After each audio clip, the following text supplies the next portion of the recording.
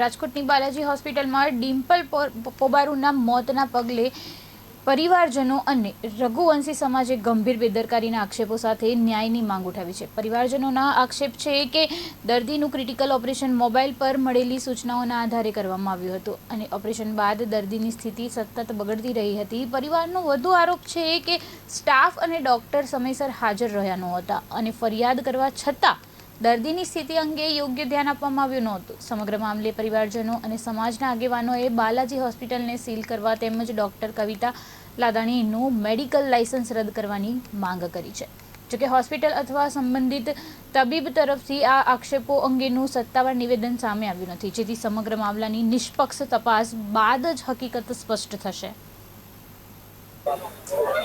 Balaji hospital નામ છે, જ્યાં ઓપરેશન થયું હતું। ડૉક્ટર કવિતા લાદાણી ઓપરેશન કર્યું હતું। એમની બેદરકારી ઘણી બધી છે કે ભાઈ એને એના સિનિયર સર્જનને હાજર રાખ્યા વગર પોતે ઓપરેશન કરી નાખ્યું। એમના સિનિયર સર્જનના ટેલિફોનિક દ્વારા ઇન્સ્ટ્રક્શન ઉપર ઓપરેશન કરી નાખ્યું। ત્યાંના સ્ટાફની ઘણી બધી બેદરકારી છે, એટલે અમને બીજી હોસ્પિટલમાં મારા મધરને ખસેડ્યા અને એમનું 2 દિવસ પછી મોત થઈ ગયું હતું, ગયા બુધવારે।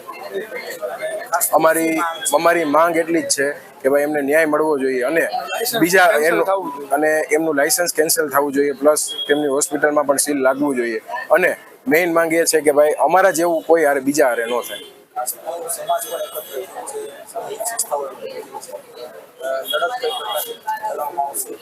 અમારા રઘુવંશી સમાજના બધા અમારી સાથે જ છે।